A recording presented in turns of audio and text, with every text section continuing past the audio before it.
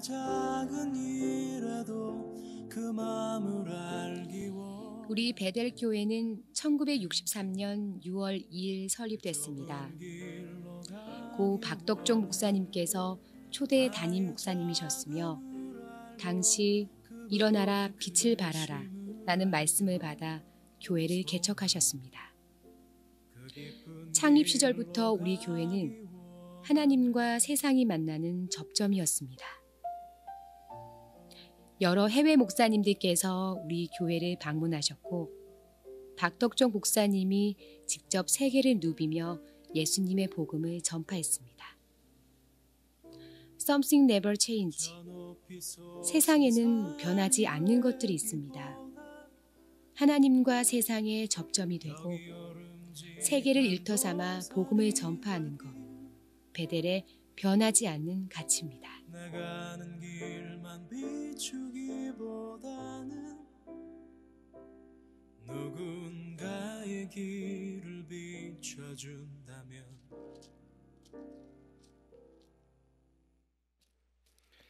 어쩌면 일생에 한 번밖에 경험할 수 없을지도 모르는 교회의 희년 50주년의 현장에 함께 하신 여러분들을 주님의 이름으로 축복하면서 또 우리에게 이렇게 귀한 기회를 주신 하나님 앞에 박수로 영광을 돌려드리겠습니다. 이번 제주도 사역을 하면서 시간을 내서 오래전에 우리나라의 가장 남쪽 끝에 있는 섬인 마라도에서 먹었던 짜장면이 생각이 나가지고요. 그래서 사역에 동참했던 일행들과 함께 30분 거리에 있는 배를 타고 가는 그 마라도에 도착했습니다. 많이 변했더라고요. 예전에는 그 자장면집이 하나밖에 없었습니다. 그래서 음식이 아주 불티나게 팔렸는데 이제는 자장면집이 한 6개 정도가 생긴 것 같아요. 그리고 6개의 자장면집이 생기다 보니까 서로 경쟁을 하기 위해서 호객행위가 장난이 아니었습니다. 그 중에서 제 머릿속에 기억나는 게 그중에 첫 번째 중국집을 하시는 사장님이 뒤에 있는 나머지 중국집하고 좀 사이가 안 좋으셨나 봐요. 뭔가 기분이 안 좋으셨는지 맨 앞에 나오셔가지고 소리를 지르면서 사람들을 모집하는데 제 기억이 맞다면 아마 이런 거였습니다. 여러분, 이 먼 곳까지 국적도 모르는 오징어 몇 점, 달랑 새우 몇 개 먹으려고 이곳에 오셨습니까? 저희 짜장면집은 마라도 앞바다에서 잡은 싱싱한 해산물로 여러분에게 자장면을 대접하고 있습니다. 참 많이 변했더라고요. 근데 또 한 가지 변한 것은 제 눈에 띄는 교회였습니다. 이 대한민국의 최남단 섬에 교회가 세워진 거예요. 그 교회 앞에는 예수교 장로회 마라도 교회라고 적혀 있었습니다. 그리고 보니까 목사님 조남이 아주 재밌었어요. 목사님 조남이 방다락이었습니다. 영어로 이걸 표현하면 What's your name? 그렇게 물으면 이 목사님이 이렇게 대답하실 겁니다. My name is 다락방. 이름도 참, 그분은 목사 안 됐으면 큰일 날 것 같아요. 그런데 알고 보니까 이분이 TV에도 나오셨는데 이유가 마라도로 그렇게 자살하러 오는 사람들이 많대네요. 거기까지 돈 들여서 갈 열심히 있으면 좀 살지.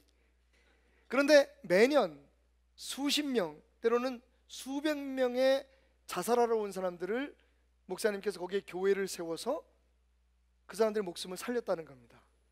가슴이 뭉클하더라고요. 그래서 하나님께서 여기다 교회를 세우셨구나. 그 교회가 새롭게 보였습니다.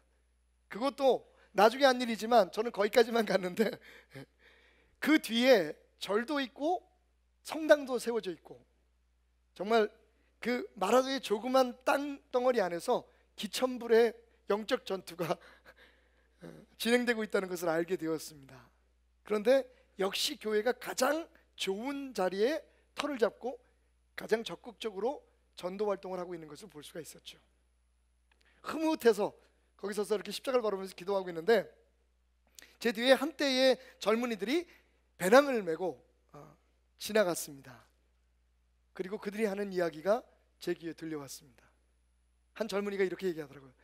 야, 교회 질렸다 질렸어. 여기다도 교회를 세우냐? 예수쟁이들 깔깔깔깔 웃으면서 지나치는 그들이 남긴 여운이 사실 저로 하여금 많은 것을 생각나게 했습니다. 언제부터 우리 교회가, 우리 기독교가, 성도들이 세상 사람들을 질리게 하는 종교가 됐을까요? 아니, 그보다도 제 마음에 떠오른 생각은 이런 것이었습니다. 하나님이 정말 원하셨던 교회가 이런 교회였을까? 예수님께서 베드로의 신앙 고백 위에 내가 이 반석 위에 교회를 세우리니 라고 말씀하셨을 때 예수님께서 꿈꾸셨던 그 교회가 세상을 질리게 하는 어떤 이유든 간에 사람들에게 마음을 무겁게 하는 그런 것이었을까라는 생각이 들었습니다. 여러분, 혹시 이런 얘기 들어보셨나요? 어떤 젊은이가 장제사가 되는 게 꿈이었습니다. 장제사라는 직업은 여러분 아시겠지만 이 말 발굽을 봐가지고 다리를 이렇게 관리해주는 그런 직업입니다.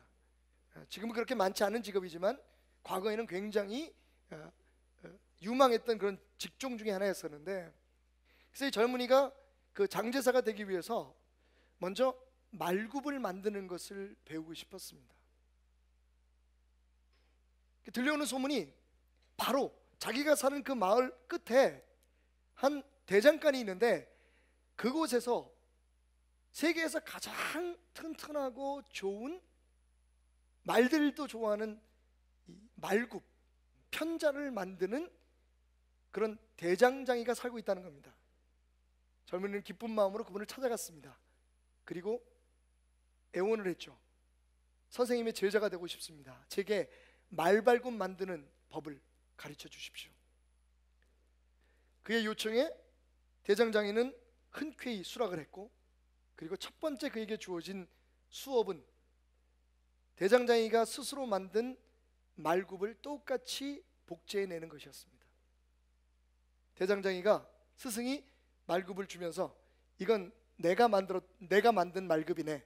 자네가 말한 것처럼 참 질이 좋은 말굽이지. 내가 이 말굽을 줄 테니 똑같이 한번 만들어 보게. 한 100개만 먼저 만들어 볼까? 그래서 이 젊은 대장장이의 꿈을, 장제사의 꿈을 꾸고 있는 이 청년이 그 말굽을 만들기 시작했어요. 하나를 만들고 2개를 만들고, 스승이 만들었던 그 말굽을 보면서 자꾸만 말굽을 만들어 갔습니다. 그리고 한 50개를 만들었을 때 청년이 좀 이상한 걸 느꼈어요. 50번째 만들어진 바로 그 말굽이 처음 자기가 선생님에게부터 받은 그 말굽과 크기도 모양도 질도 많이 다르다는 것을 느꼈기 때문입니다. 그래서 이상해서 이렇게 대보니까 정말 처음 선생님이 주었던 그 말굽을 모델로 해서 만든 말굽임에도 불구하고 그 편자가 크기도 두께도 모양도 전혀 다른 모습이 되어 있었던 겁니다. 깜짝 놀라서 선생님에게 찾아갔습니다. 선생님, 제가 이제 50개째 만들었는데요, 선생님이 주신 걸 보고 만들었는데 왜 이렇게 달라졌을까요? 그러자 스승이 웃으면서 네가 만든 모든 편자들을 가져와라 라고 얘기를 한 거예요. 선생님한테 가져왔더니 이 대장장이 스승이 첫 번째 자기가 주었던 그 모델로 하려고 했던 말굽에다가 그 청년이 만든 첫 번째 말굽을 갖다 댔어요. 거의 똑같았습니다. 그리고 그 스승이 주었던 말굽을 내려놓고 청년이 만들었던 말굽에다 두 번째 만든 말굽을 갖다 댔어요. 거의 비슷했습니다. 두 번째 말굽에 세 번째 말굽을 갖다 댔어요. 거의 비슷했습니다. 세 번째, 네 번째 말굽이 점점 비교되면서 드디어 49번째와 50번째의 말굽을 갖다 댔을 때 거의 비슷했어요. 그러자 다시 스승이 자기가 준 첫 번째 모델이 됐던 말굽과 50번째 말굽을 갖다 댔더니 달랐어요. 무슨 일이 일어났을까요? 이 젊은이는 처음 스승이 준 그 말급을 모델로 해서 계속 똑같은 말급을 비교해서 만들어낸 게 아니라 선생님이 만들어 놓은 말급을 보고 만든 말굽을 보고 말굽을 만들고 또 그걸 보고 만든 말굽을 만들고 세 번째 말굽을 보고 네 번째 걸 만들고 네 번째를 모델로 해서 다섯 번째를 만들고 그래서 50개를 만들다 보니 50번째 말굽은 첫 번째 말굽과는 전혀 다른 질의 크기의 말굽이 되고 말았다는 겁니다. 여러분, 처음 주님이 만드신, 주님이 꿈꾸셨던 그 교회는 분명 지금 우리가 섬기고 있는, 우리가 세우고자 하는 이 교회와 많은 차이가 있습니다. 왜냐하면 주님이 이렇게 말씀하셨거든요. 내가 이 반석 위에 내 교회를 세우리니 음부의 권세가 이기지 못하리라. 내가 천국 열쇠를 너에게 주리니 내가 땅에서 무엇이든지 매면 하늘에서 매일 것이요 내가 땅에서 무엇이든지 풀면 하늘에서도 풀리리라. 이게 예수님이 꿈꾸던 교회입니다. 이런 능력이 있는 교회가, 예수님이 꿈꾸던 교회가 세워졌을 때 나타나는 역사입니다. 음부의 세력은 그 앞에 굴복하고 오히려 교회가 하늘의 축복의 문을 여는 열쇠가 돼서 교회를 통해서 세상이 복을 받고 때론 교회를 통해서 세상이 하나님의 뜻대로 행하지 않을 때 징벌을 받는 역사가 일어나는 힘있고 영향력 있는 교회, 이것이 바로 예수님이 꿈꿨던 교회입니다. 그리고 어쩌면, 정말 어쩌면 지금으로부터 꼭 50년 전 도남동 산비탈 위에 고 박덕종 목사님께서 설립하셨을 때의 그 배달의 정신이었을지도 모릅니다. 그리고 50년이 지났습니다. 우리의 열심에 대해서 누가 비난을 하겠습니까?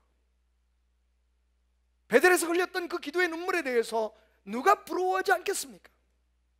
그동안 우리가 했던 수많은 선한 일과 또 우리가 드렸던 수많은 예배들에 대해서 누가 뭐라고 말하겠습니까? 무엇보다 그 모든 것들을 행해왔던 우리의 진정성에 대해서. 하지만 문제는 그렇게 열심히 무언가를 위해서 달려왔던 오늘 우리 베델의 모습이, 여러분과 함께 세워왔던 이 교회의 모습이 정말 예수님이 꿈꿨던 그 교회 그 모습일까요?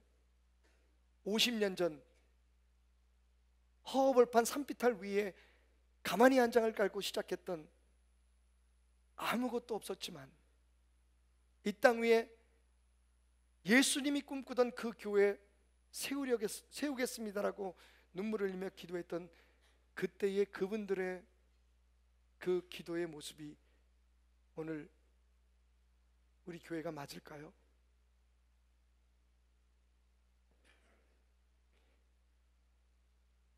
이 교회를 목회하고 있는 담임 목사의 입장에서 우리 교회를 평가하는 것은 좀 우스운 일일 수도 있지만, 어제 있었던 한 사건으로 우리 교회가 어떤 교회인지를 여러분에게 잠시 자랑하려고 합니다. 어제 열심히 오늘 주일 예배를 준비하면서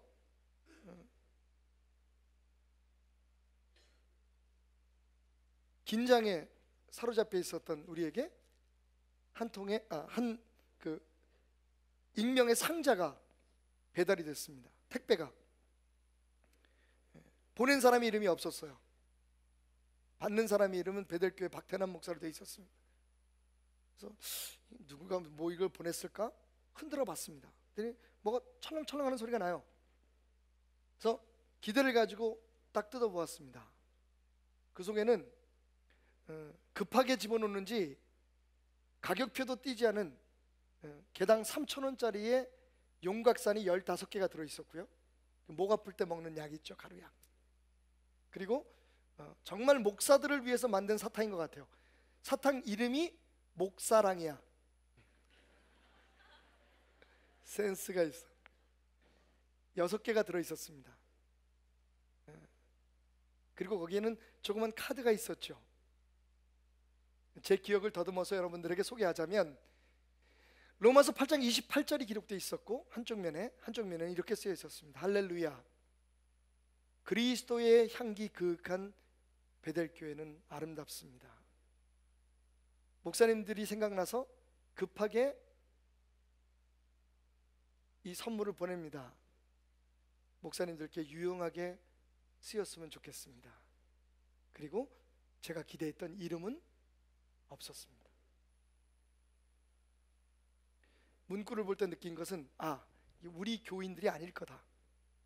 또 한 가지 제가 우리 교인들이 아닐 거라고 추측한 것은 여태까지 우리 교인들 중에서 그런 짓 한 사람이 하나도 없었다는 겁니다.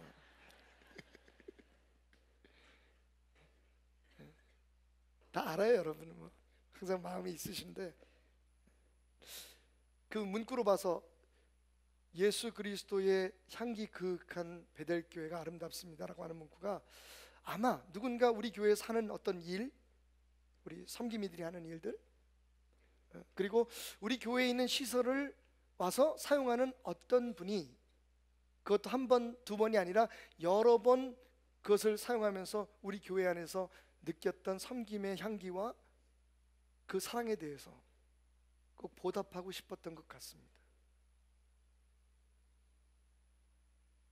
좋은 교회죠. 괜찮은 교회입니다. 적어도 그런 선물을 받는 교회 목사는 그렇게 많지 않을 겁니다. 하지만 그렇게 좋은 교회, 그래서 우리가 다니는 자랑스러운 교회임에도 불구하고 여기서 우리가 다시 돌아볼 필요는 있습니다. 정말 주님이 원하는 교회 우리가 세워가고 있는가? 그렇지 않으면요, 앞으로 주님이 원하시는 그 교회와 우리 교회의 간격은 점점 멀어질 수밖에 없기 때문입니다. 지금부터 50년이 더 지나고 난 후에 오늘 여기서 우리가 다시 한번 주님과 함께 꿈꾸는 교회가 어떤 교회였는지를 정확하게 생각하고 그 교회를 이루기 위해 리셋하지 않는다면, 그래서 다시 시작할 용기를 갖지 못한다면 50년이 지나간 그 어느 날 이게 정말 교회인지 주님조차도 알아보지 못할 모습이 될지도 모르기 때문입니다. 그래서 50주년을 맞는 우리 베델교회의 목표를 리셋이라고 정했습니다. 어떤 분들이 그러시더라고요. 목사님 너무 어려워요. 쉬운 것도 많은데, 예를 들면 일어나라 빛을 발하라 뭐 이런 거 있잖아요. 가슴을 뭉클하게 했던 우리 베델의 50년의 슬로건. 근데 그런 좋은 그런 표를 제안하시는 분들에게 제가 설명을 했습니다. 아니요, 우리 일어나서 빛을 발하기 전에 다시 우리가 시작했던 곳으로, 주님과 함께 꿈꿨던 그 교회로 다시 돌아갈 필요가 있습니다. 리셋합시다. 다시 시작하기 위해서 재도전을 하십시다. 예수님이 꿈꿨던 바로 그 교회에서부터 말입니다. 그리고 그런 리셋을 위해서 우리의 목표를 다시 한번 점검해 봤습니다. 리셋을 했으면 리셋을 하는 목적이 있어야 되잖아요. 무엇을 위한 리셋인가? 기도하면서 50주년을 준비하는 우리 김두환 장로님과 함께 정한 표어는 아주 쉽고도 여러분이 평생 잊지 않을 만한 그런 표어로 다시 탄생하게 되었습니다. 그 표어가 바로 이겁니다. 구체적인 우리의 실천 목표. 펀처치, 푼처치, 판처치. 한번 해볼까요? 펀처치, 푼처치, 판처치. 조심하십시오. 부작용이 있습니다. 앞사람 머리에 침이 튈 수 있습니다. 펀처치, 푼처치, 판처치. 재밌다? 펀처치, 푼처치, 판처치, 푼처치, 판처치, 펀처치, 푼처치, 판처치. 요. 기억하십시오. 펀처치, 판처치, 푼처치를 위해서 우리가 리셋하자는 겁니다. 여러분, 목표 없는 리셋은 의미가 없고요, 목표를 이루지 못하는 리셋은 가치가 없습니다. 50주년이 돼서 예수님이 꿈꿨던 교회, 우리 베델이 나가야 할 곳은 어딜까? 여러분, 그것이 바로 펀처치, 푼처치, 판처치입니다. 그러면 구체적으로 여기서 무엇을 의미합니까? 펀처치는요, 더 펀한 교회가 되자는 겁니다. 한번 따라 합시다. 더 펀한 교회가 되자, 더 펀한 교회가 되자. 발음 조심하십시오. 더 뻔한 교회가 아니라 펀한 교회가 되어야 됩니다. 펀이란 무엇입니까? 여러분 기억하시는 것처럼 우리 베델교회의 신앙의 고백입니다. 우리의 비전의 고백입니다. 우리 신앙 고백은요, 우리가 예배 시간에는 하지 않지만 우리가 구역 예배를 드리거나 혹은 신방을 하거나 어떤 중요한 일들이 있을 때 항상 우리가 신앙 고백으로, 오늘처럼 교회를 처음 나오신 분들이나 익숙하지 않은 분들이 오시는 자리가 아니라 우리 교회 성도들, 오래 함께 생활해왔던 성도들, 같은 믿음으로 이미 훈련받은 성도들이 모일 때마다 우리가 고백하는 신앙 고백이 있죠. 한번 해볼까요? 전능하사 천지를 만드신 하나님 아버지를 내가 믿사오며 그 외아들 우리 주 예수 그리스도를 우리가 믿사오니. 잊어버리셨나? 너무 오래 안 했나?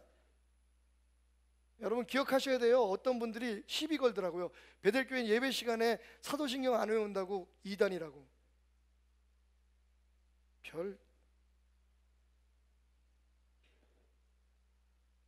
트집 잡을 게 없어 이제는. 트집 잡을 게 없어. 그러니까 사도신경 안 한다고 이단이래. 하지 뭐. 자, 전능하사 천지를 만드신 하나님. 집에 가서 나머지는 하세요. 다 아시잖아요. 우리 매일 하는 건데 뭐. 울컥하더라고 그냥. 맞습니다. 그 신앙 고백 위에 다시 오셔서 우리를 저리로 심판하실 그분,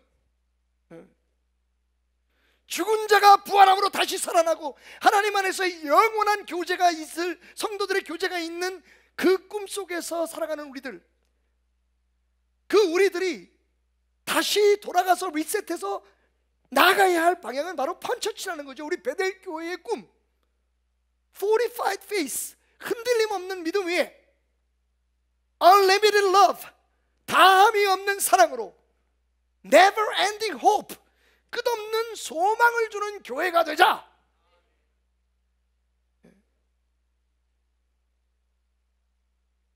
이 펀 정신은요, 사도 바울이 고린도전서 13장 13절에서 선포한 것입니다.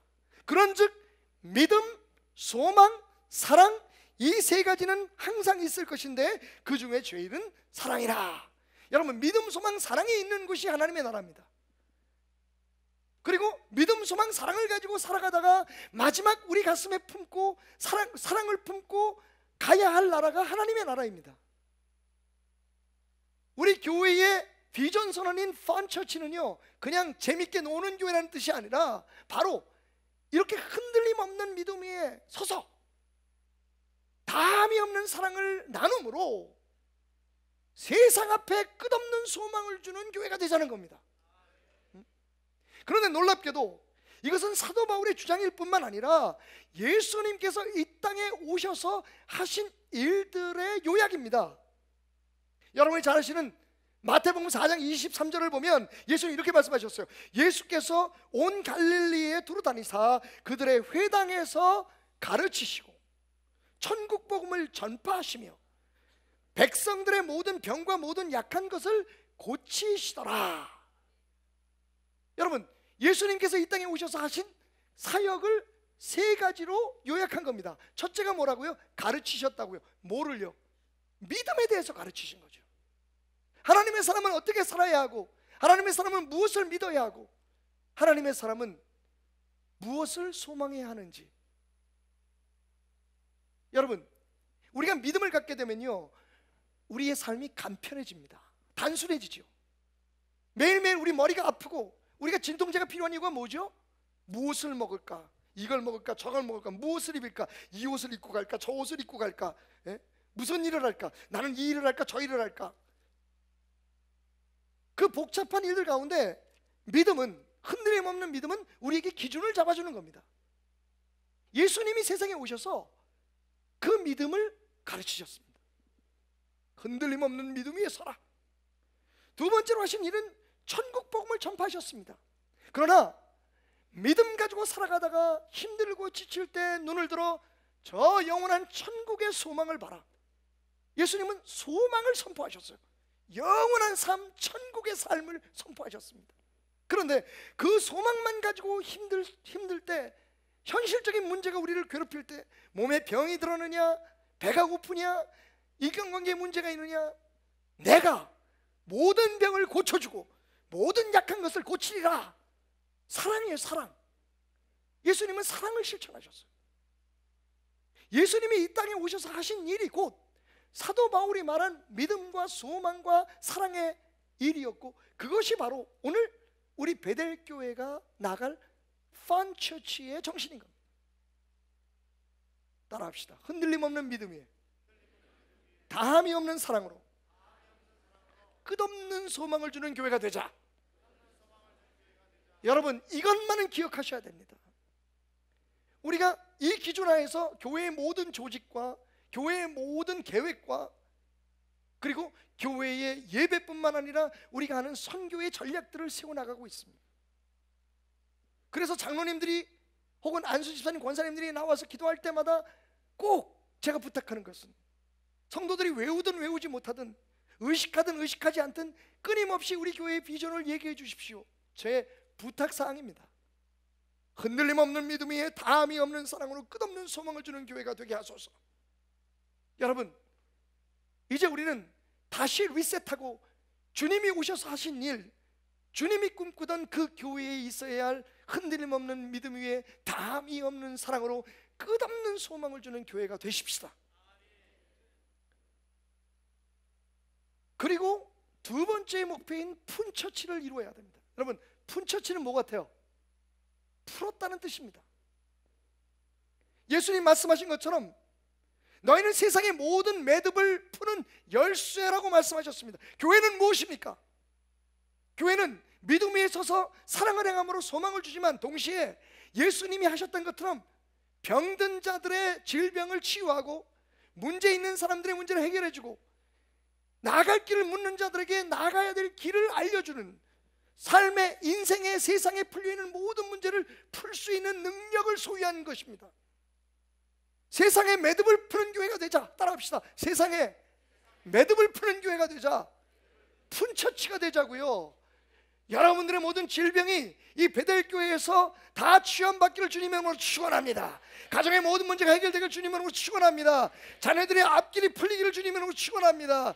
그리고 나서 세상에 얽혀있는 모든 문제들, 경제, 문화, 사회, 정치, 얽히고 설킨 모든 문제들이 베델을 통해서, 우리 교회들을 통해서, 여러분을 통해서, 여러분의 자녀들을 통해서 하나 둘씩 풀려가기를 주님의 이름으로 축원합니다. 왜냐하면 우리가 천국의 문을 여는 열쇠이기 때문입니다. 이해하기 편하게 말씀드리자면 하나님께서 우리에게 축복의 리모컨을 주신 거예요.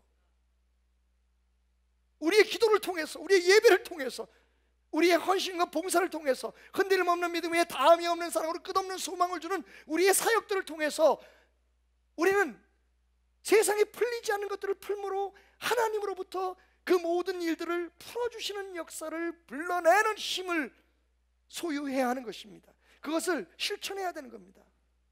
여러분, 최근에 읽은 책 중에 제게 충격을 주는 말이 있었어요. 우리는 흔히 우리 교회가 이런 교회가 됐으면 좋겠어, 우리 교회는 이런 교회를 만들 거야 라고 계획도 세우고 나름대로의 표를 세웁니다. 그런데 여러분, 분명한 건 우리에게는 그런 권리가 없습니다. 이미 교회에 대한 분명한 목적은 하나님께서 세워놓으셨습니다. 우리는 그럼 뭡니까? 하나님이 세우신 그 교회의 목적, 이 땅의 교회를 세우신 목적, 너무 선명하고 분명한 그 목적, 그리고 예수님께서 꿈꿨던 그 교회를 우리는 그대로 이루어가기 위해서 세부적인 일들을 하는 겁니다. 그것을 위한 계획은 세울 수 있습니다. 마치 이렇게 펀처치가 돼서 예수가 꿈꾸는 그 교회를 세우자. 많은 교회들이 왜 문제가 있냐면 시간이 흐르다가 보니까 우리 스스로가 우리 교회는 이런 교회가 될 거라고 목표를 수정하기 때문입니다. 또 그 책은 우리에게 이렇게 말했습니다. 저에게 지난 150년에서 200년의 교회의 살을 되돌아볼 때 우리는 이미 하나님께서 세우신 그 교회의 목적을 스스로 포기했다. 영혼 구원입니다, 여러분. 교회가 이곳에 세워진 이유는, 하나님께서 베드를 세우신 이유는 우리에게, 우리가 가지고 있는 모든 삶의 문제, 삶과 죽음의 문제, 육체의 고통과 여러 가지 질고의 문제, 삶의 여러 가지 문제들, 우리가 살아가는 인생에 얽힌 문제들을 풀고, 그리고 우리에게 풀려진, 하나님의 은혜로 풀려진 그 놀라운 간증을 세상에 나가 전하고 세상 사람들로 하여금 그들도 풀고 살아갈 수 있도록 전도하라고, 예수를 주라고, 하나님의 나라를 선포하라고 하나님께서 교회를 세우신 겁니다. 그런데 교회마다 다 목표가 달라지고 있어요. 지금 푼처치가 됩시다. 목표는 분명합니다. 하나님이 세우신 그 교회로 돌아가서 하나님이 우리에게 주신 능력을 사용하는 교회가 됩시다. 목적을 수정하는 게 아니라, 목표를 수정하는 게 아니라 하나님이 주신 그 목표를 이루기 위한 방향을 잡아가는 교회가 됩시다. 그것이 50주년 리셋의 진정한 목표인 것입니다. 또 내가 내게 이르노니 너는 베드로라, 내가 이 반석 위에 내 교회를 세우리니 음부의 권세가 이기지 못하리라. 내가 천국 열쇠를 내게 주리니 내가 땅에서 무엇이든지 매면 하늘에서 매일 것이요 내가 땅에서 무엇이든지 풀면 하늘에서도 풀리리라. 기도로 푸십시다. 예배를 통해서 푸십시다. 여러분이 풀리고 세상을 풉시다. 가정의 문제를 풀고 세상의 문제를 풉시다. 교회의 문제들을 풀어가면서 세상의 문제를 풉시다. 우리 베델교회는 푼교회가 될 것입니다. 모든 것이 풀어져 있는 교회, 모든 문제들을 해결한 교회로 하나님을 찬양하는 베델이 되기를 주님으로 축원합니다. 그리고 마지막으로 판처치가 됩시다. 진짜 제가 표를 세우긴 세웠지만 힘이 좀 튀네요. 판처치, 푼처치, 판처치에 와서는 절정에 이릅니다. 판처치. 판처치란 무엇입니까? 말 그대로 테이블입니다. 판 깝시다. 우리 판을 벌리자는 겁니다. 장을 열자는 겁니다. 따라합시다. 예수 문화의 장을 여는 교회가 되자. 여러분, 예수님의 마지막 소원이 무엇이었습니까? 죽음을 앞두고 십자가를 앞에 두고 제가 계속해서 강조하는 말씀입니다만, 예수님 이렇게 기도하셨어요. 나 죽을 수 있습니다. 나 죽겠습니다, 아버지. 하지만 아버지여, 아버지께서 내 안에, 내가 아버지 안에 있는 것 같이 그들도 다 하나가 되어 우리 안에 있게 하사 세상으로 아버지께서 나를 보내신 것을 믿게 하옵소서. 여러분, 하나 되지 않은 교회는 절대로 예수를 나타낼 수 없습니다.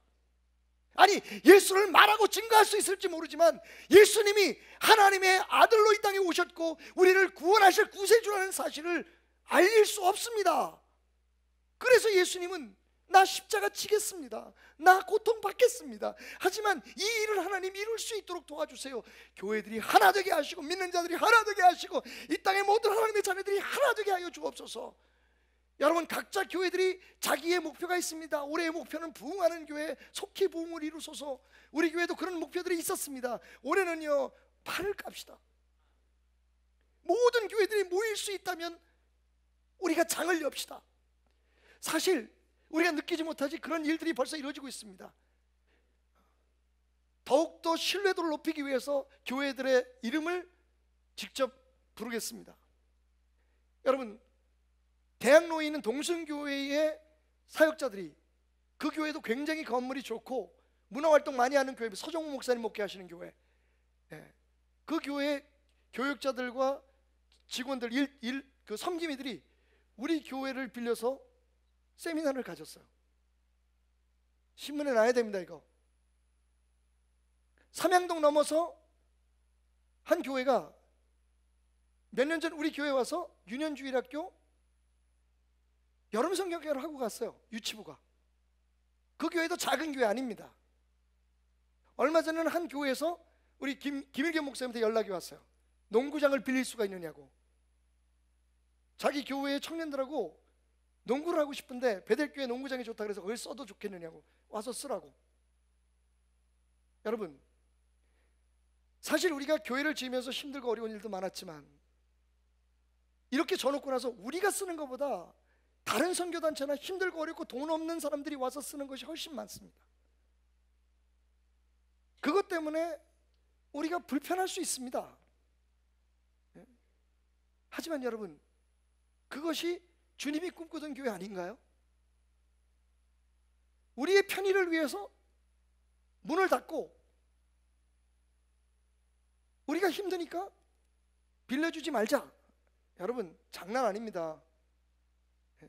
저 좋은 기계들, 좋은 의자들 다 부서지고 망가지고. 그런데 여러분, 우리는 그렇게 장을 열고 하나 되는 일을 위해서 우리 스스로가 뒤로 물러서고 한 자리에 모일 수 있도록 섬기고 희생하는 우리들에게 하나님께서 절대로 외면치 않으시고 축복 주실 것을 믿습니다. 희년의 정신은 무엇입니까?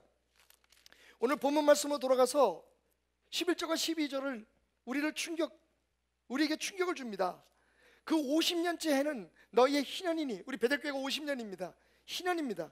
너희는 파종하지 말며 씨를 뿌리지 말라는 거예요. 스스로 난 것은 거두지도 말고 추수도 하지 말라는 거예요. 가꾸지 않은 포도들을 거두지 말라. 그냥 다 내버려 두라는 겁니다. 그런데 12절은 뭐라고 얘기하냐면, 우리가 고민하잖아요. 그럼 어떻게 살아? 뭐 먹고 살아? 농사를 안 짓는데 1년 동안 내내. 그런데 12절 말씀은 이렇게 말합니다. 하나님의 약속이죠. 이는 희년이니 너희에게 거룩함이니라. 너희는 밭의 소출을 먹으리라.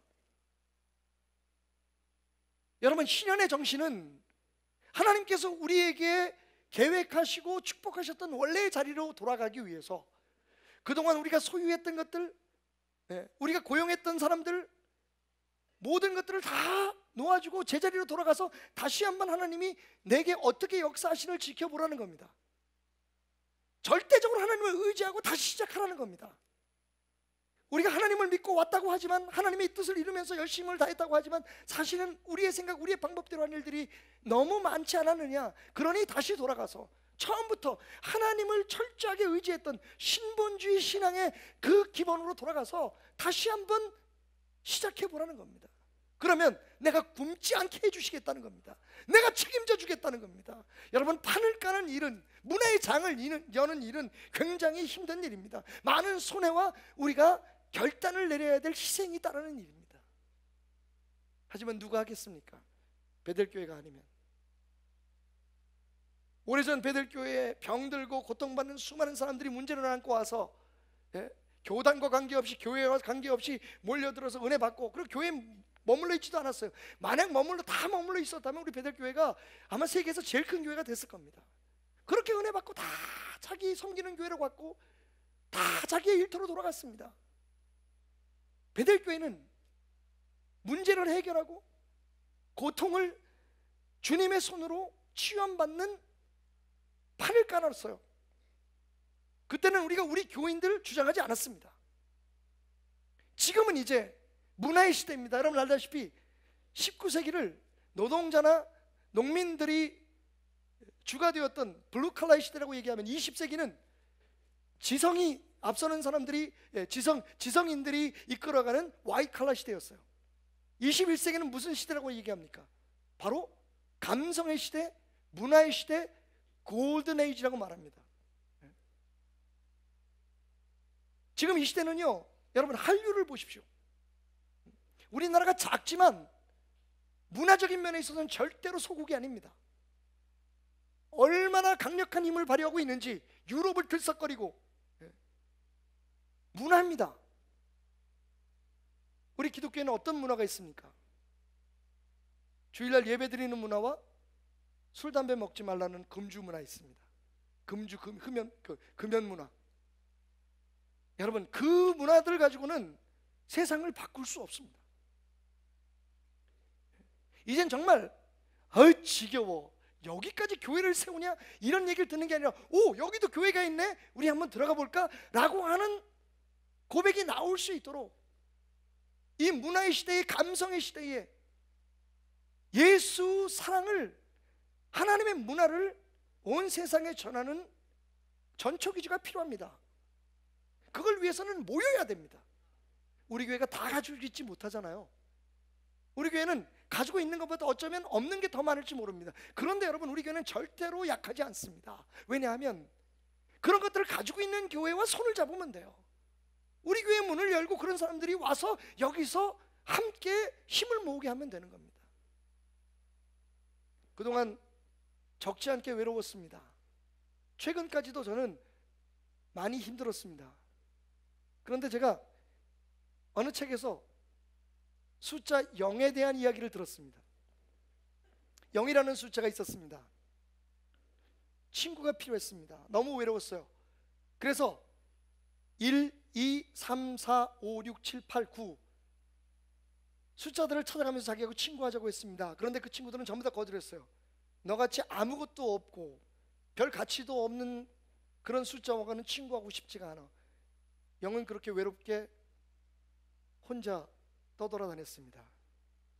근데 그 많은 숫자 중에 1부터 9 숫자 중에서 가장 약한 1이 어느 날 자기도 외롭다는 것을 느꼈습니다.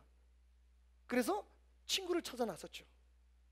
아무리 다녀봤자 2, 3, 4, 5, 6, 7, 8, 9 모든 친구들이 너같이 작은 숫자와는 친구하고 싶지 않다 그랬습니다. 무슨 도움이 되냐고요. 결국 친구를 찾아 돌아다니던 0과 친구를 찾아 쫓아다니던 1이 만났습니다. 둘이 만나니 10이 되었습니다. 그런데 놀랍게도 그 둘이 친구가 된 후부터 2, 3, 4, 5, 6, 7, 8, 9가 찾아오기 시작했습니다. 왜? 둘이 하나가 되니 그 누구보다도 큰 숫자가 되었기 때문입니다. 예수님이 꿈꿨던 세상 그런 게 아닐까요? 어차피 어떤 한 목회자에게 혹은 어떤 한 성도에게 어떤 교회에게 모든 것을 다 주지 않으셨습니다. 하나님의 전략입니다. 너한테는 이거 줄게, 너한테는 이거 줄게, 너한테는 저거 줄게. 교회적으로도 마찬가지입니다. 개별적으로 보면 작고 연약합니다만 모이면 세상을 이길 수 있다는 겁니다. 세상의 그 어떤 것보다도 놀라운 능력을 발휘할 수 있다는 겁니다. 게다가 우리에게는 음부의 세력을 물리치고 할렐루야 하늘의 보고를 열 수 있는 열쇠가 주어져 있지 않습니까? 하나님이 원하시던 예수님 꿈꾸던 진짜 교회는 바로 그런 교회입니다. 흔들림 없는 믿음 위에 다함이 없는 상으로 끝없는 소망을 주면서 그냥 그것이 선언이나 신앙의 고백이나 종교적 행위에서 끝나는 게 아니라 실제적으로 현실의 가정의 사회의 우리의 삶에 있는 문제들을 예수의 이름으로 풀어주고 그리고 나아가서 모든 사람들이 함께 모여 주님을 위해 일할 수 있는 장을 열어주는 교회, 판을 깔아주는 교회. 만약 우리가 그런 교회를 선명하게 바라보고 나아가고 있다면 주님은 50주년을 맞는 베델교회에 박수를 치며 응원해 주실 겁니다. 브라보! 내가 원하는 교회가 바로 그런 교회지 라고 말입니다.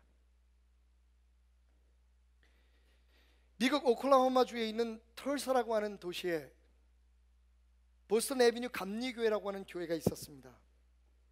지금도 있습니다. 높이가 15층쯤 되는데 그 교회의 불빛은요 15층 꼭대기 위에서 비치는 그 환한 불빛은 털사 모든 지역 어디서나 볼 수 있는 명물입니다. 그런데 처음부터 그 빛이 그렇게 항상 밝았던 것은 아니었습니다. 1950년쯤 이 교회에 재직들이 모여서 회의를 했어요.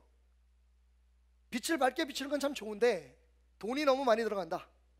교회 재정이 부족하고 전기료가 비싸니 크리스마스 때만 켜자. 그래서 그 좋은 시설을 해놓고 1년에 딱 2주 크리스마스를 중심으로 한 주 전, 한 주 후에만 그 밝은 불을 비췄습니다. 그런데 어느 해 그 교회의 담임 목사였던 폴 갤로웨이 목사가 한 해가 지나가기 전에 밀렸던 모든 서류들을 다 정리하기 위해서 밤에 크리스마스 등이 켜져 있는 그 교회의 사무실에서 일을 하고 있었어요. 그런데 아무도 없어야 될 복도에 발자국 소리가 들리는 겁니다. 그리고 담임 목사님의 목양실의 문을 두드리는 소리가 들렸어요. 문을 열어보니 거기는 옷을 잘 입고 꽤 부유해 보이는 한 여인이 서 있었습니다. 그녀는 물었습니다. 혹시 이 교회의 담임 목사님이십니까? 그렇습니다. 그러자 그녀는 잠시 말을 멈췄다 이렇게 물었습니다. 목사님은 자살하려고 하는 사람에게 주로 어떤 말씀을 해주시나요? 그 순간 목사님은 소름이 돋았습니다. 그녀가 왜 이곳을 왔는지를 알았기 때문입니다. 들어오십시오. 함께 앉아서 대화하는 가운데 이 여인이 3년여 동안 심각한 우울증에 시달리다가 이젠 더 이상 살 수가 없어서 마지막 생명을 끊으려고 결심을 하고 털사 대학에서 교수를 하고 있는 오빠를 마지막으로 만나러 온 겁니다. 그리고 그녀가 머무는 호텔에서 자살을 하기 위해서 이미 약도 준비해 놓고 그렇게 창밖을 내다보고 있는데 바로 그 방에서 그 추운 겨울 짙은 안개 속에 불빛이 보이더라는 겁니다. 자기도 모르게 뛰어내려가서 데스크헤드 물어봤대요. 저기 보이는 저 불빛이 뭡니까? 그랬더니 데스크에서 일하는 직원이 저거요? 저거 아주 유명한 건데요. 1년에 2주밖에는 불이 안 켜지죠. 손님은 아주 운이 좋습니다. 저거는요 보스턴 애비뉴 감리교회의 등불입니다. 자기도 모르게 그녀는 무엇인가 홀린 듯 그 불빛을 찾아서 교회에 찾아온 거예요. 그리고 목사님 만났습니다. 목사님 대화 가운데 그녀에게 이렇게 제안을 합니다. 죽고 사는 것은 당신의 문제이지만 죽기 전에 제가 권하는 2권의 책을 꼭 읽고 결심을 하십시오. 그리고 한 권의 책을 책장에서 꺼내서 그녀에게 사인을 해서 줬습니다. 그리고는 생각해보니까 한 권의 책이 집에 있는 거예요. 그래서 그녀에게 권했습니다. 사실은 한 권을 더 드려야 되는데 책이 집에 있는데 저하고 함께 가실까요? 그랬더니 의외로 그녀가 허락을 하는 겁니다. 차를 타고 갔습니다. 그런데 집 앞에 도착해서 문제가 생겼어요. 아무래도 어색합니다. 저는 집에 안 들어가겠습니다 라고 얘기를 하는 겁니다. 사실은 이 목사님이 그렇게 집으로 데려 들어와서 항상 힘들고 지친 사람들에게 친절했던 자신의 아내 사모님과 그 여인을 어떻게 설득해 보려고 마음을 먹었었는데 그 계획이 무산돼 버린 거죠. 기다리라고 해놓고는 목사님이 들어가서 사모님에게 빨리 옷을 입으라 그랬습니다. 사람이 밖에서 기다리고 있는데 저 사람을 호텔에 데려다 줘야 되니까 빨리 나오라고. 그리고 사모님이 옷을 갈아입는 사이에 서재에서 말했던 그 책을 꺼냈습니다. 차에 돌아왔어요. 두 부부는 별말 없이 항상 하는 대화처럼 친절하게 부부간의 대화를 하고 그리고 그녀의 여러 가지 일들을 아내가 물었습니다. 사모님이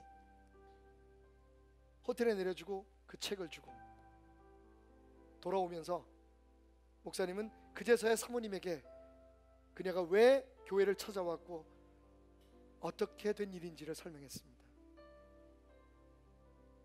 그리고 2주 후 그녀를 화려한 로비를 걸어서 자신의 방으로 들어가는 그녀를 마지막 본 2주 후에 소포 하나가 배달됐습니다. 목사님 앞으로. 그녀가 읽었던 첫 번째 책이었습니다. 목사님은 안도의 숨을 내셨습니다. 아직 죽지 않았구나. 그리고 몇 주가 더 지나서 2번째 책이 배달되었습니다. 목사님은 또 기뻤습니다. 아직도 죽지 않았구나. 그리고 그 다음에 크리스마스 목사님에게는 한 통의 우편이 배달되었습니다. 거기는 이런 내용이 있었죠.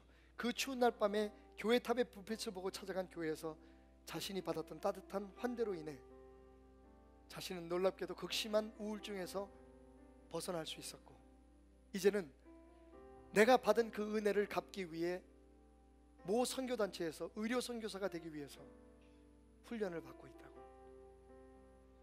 목사님은 재직회를 소집했습니다.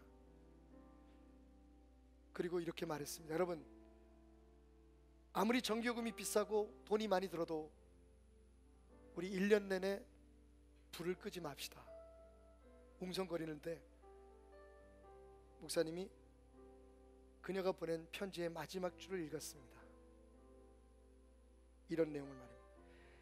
그날 밤 나의 생명을 구해준 그 교회 탑의 불빛처럼 이제부터는 저도 희망을 주는 빛이 되어 다른 사람들을 섬기겠습니다. 감사합니다. 교회는 만장일치로 어떤 희생이 있을지라도 1년에 단 한 사람도 그 빛 때문에 소망을 얻고 구원받는 일이 없을지라도 불을 끄지 말자고 결의를 했고, 그 빛은 2013년 아마 오늘 밤에도 툴사 그 시티를 환하게 소망으로 비출 것입니다. 여러분, 교회는 무엇입니까? 교회는 누구를 의지하고 무슨 일을 하는 곳입니까? 그리고 우리는 지금 어디쯤 와 있습니까? 우리 다시 시작합시다. 교회의 새로운 시작은 바로 당신에게 달려 있습니다. 왜냐하면 당신이 곧 베델이기 때문입니다. 여러분, 저와 함께 이렇게 검지손가락을 들어주시겠습니까? 여러분 앞에 리셋 버튼이 있다고 생각하시고, 제가 하나 둘 셋 하면 리셋하고 외치면서 50주년을 맞은 베델교회 신년 새로운 리셋을 시작해 보십시다. 펀처치, 푼처치, 판처치를 향해 하나 둘 셋 리셋. 나의 온전한 믿음 모여 우리가 될 때 교회의 참 소망 되리라. 그 소망 이루려 수고와 애씀에 사랑이 가득 피어나네. 굳건한 믿음이 따뜻한 사랑이 진정한 소망 되어 교회를 세우리. 세상의 믿음을 빛마음의 사랑을 어깨 걸고 소망 향해 나가리.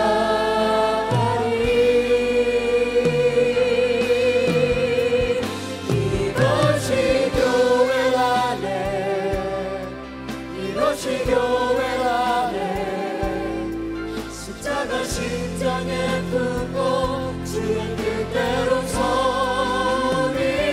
이것이 교회라네, 바로 이것이 교회입니다. 세상의 믿음을, 빈 마음의 사랑을, 그리고 함께 검은 어깨에는 소망을. 따뜻한 사랑이 우리 그런 교회를 위해 다시 한번 시작합시다. 우리가 아니라 하나님께서 그 꿈을 이루어 주실 것입니다. 아멘. 우리 이 시간 오늘 주신 말씀을 생각하면서 베델의 신년을 위해, 새로운 시작을 위해 함께 기도합시다. 주여, 주여. 이런 교회, 하나님 예수님과 함께 꿈꾸는, 하나님이 생각하시던 그런 교회 되게 하여 주옵소서. 예수 십자가 위에 우리 자신을 숨기고 우리가 져야 될 십자가를 등에 지고, 주님 그런 교회, 진짜 교회, 하나님이 원하는 교회를 향해 나가게 하소서. 목사 같은 목사, 재직 같은 재직, 교인 같은 교인, 교회 같은 교회, 하나님 되게 하여 주옵소서. 이런 교회, 주님 보시기에 기뻐하시는 교회, 세상을 변화시키는 교회, 영향력 있는 교회, 판처치, 푼처치, 판처치가 되게 하여 주옵소서. 이것이 교회